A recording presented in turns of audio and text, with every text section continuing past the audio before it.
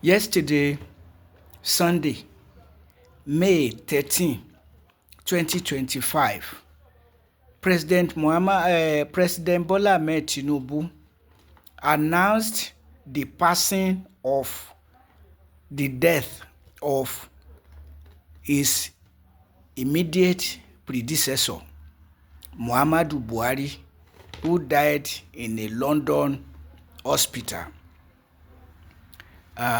In 2011, Muhammadu Buhari wept that he lost the presidential election to Goodluck Ebele Asikwe Jonathan, that he was denied the opportunity to fix Nigeria, because he was used to saying that what is there in developing a nation?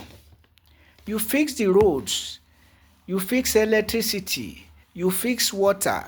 These are the basic needs of Nigerians. And so why are they wasting all the money on something else?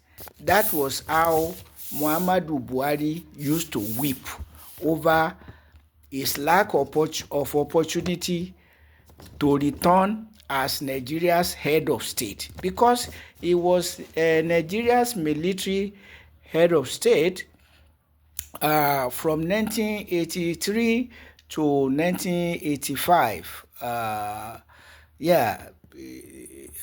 But what did he do? What did he do as the then head of state, military head of state? What did he fix? Yeah, he brought some discipline to governance in Nigeria.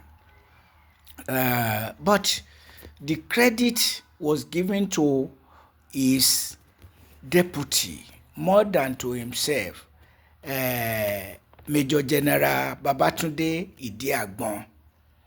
And those who used to say so, that the credit should go to Babatunde Idiagbon, got vindicated when Buhari became Nigeria's president 2015 to 2023, a period of 8 solid years. He's weeping in 2011 that he lost the presidential election to Goodluck Ebele Asikwe Jonathan, has been justified for what it was called by his opponents that time, hypocritical weeping, that Buhari did not have what he was claiming, the political goodwill to fix Nigeria. And as a matter of fact, when he became the president for 8 years, what did he do to fix Nigeria? He spent the 8 years fighting the Boko Haram Muslim community, a community he said he would defeat in 6 weeks. He spent 8 years fighting the Boko Haram Muslim community that he promised to eradicate in 6 weeks as a retired Major General.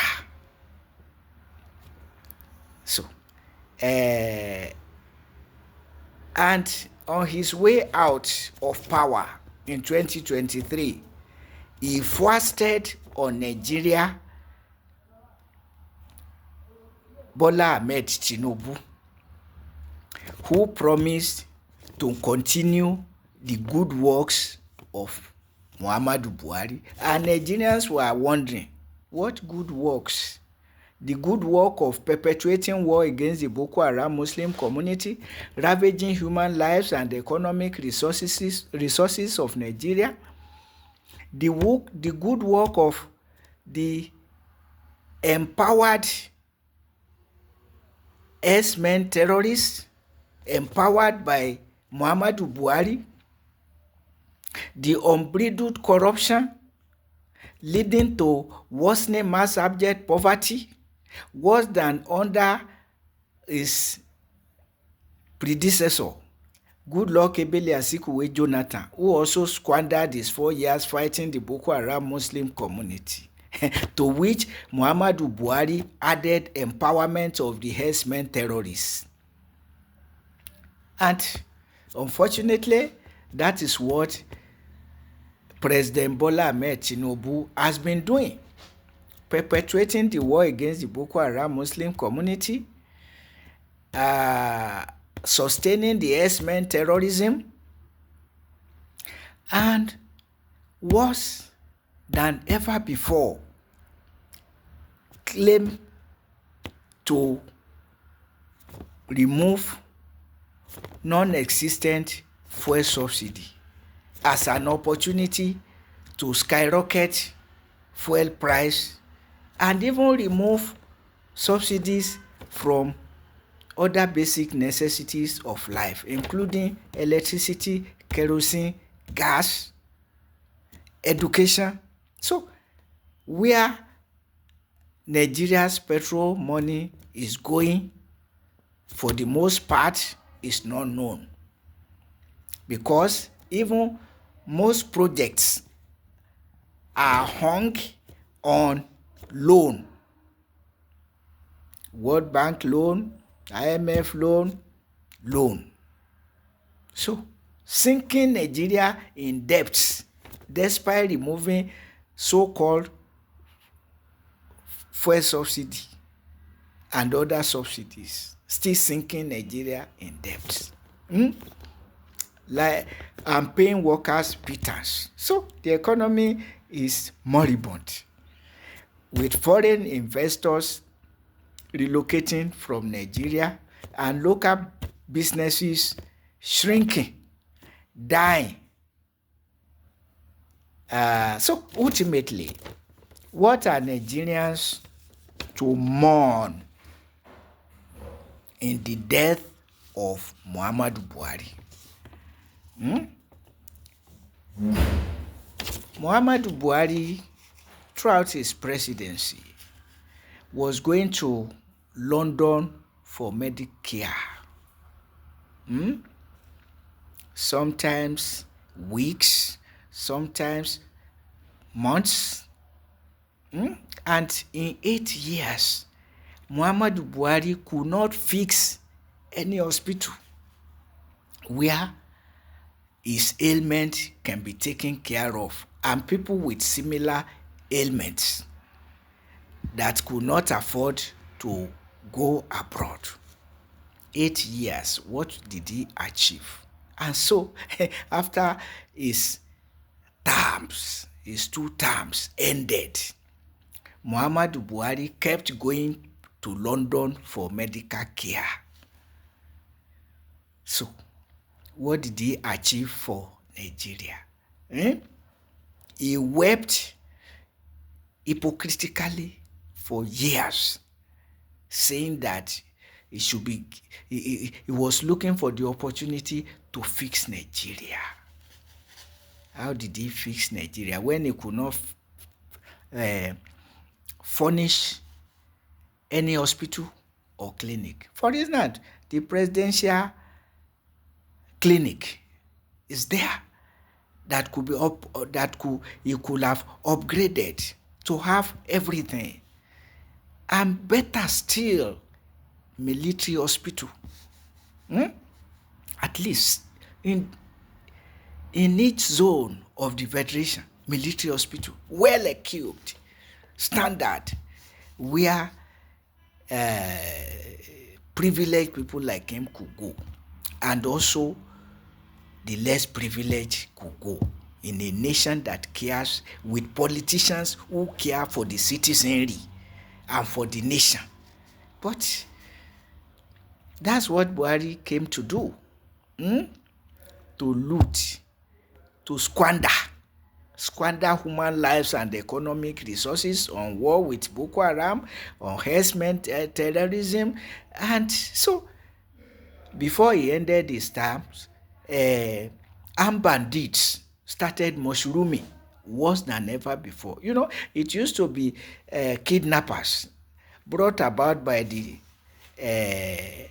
decline in the economy under Goodluck Ebele Asikwe Jonathan, due to sustaining the war inherited from immediate predecessor Umaru Musa Yar'Adua.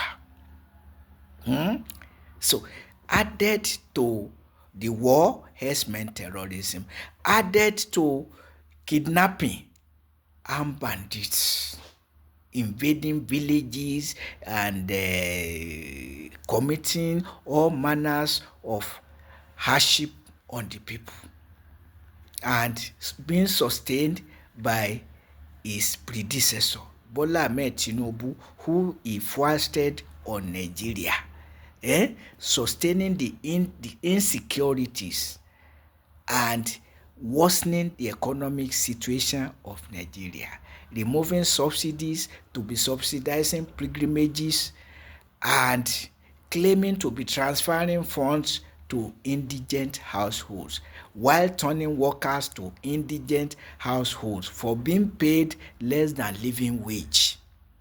So, hardship since 2015 to 2025.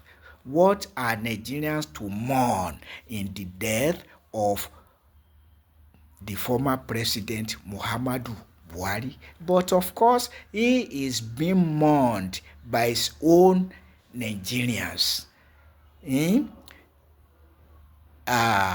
including the likes of President Bola Ahmed Tinubu and the Kwara State Governor Abdulrahman Abdulrazak, who is the chairman of Nigeria's Governors Forum, mourning him that a great man has died, a courageous man has died, the best leader has died.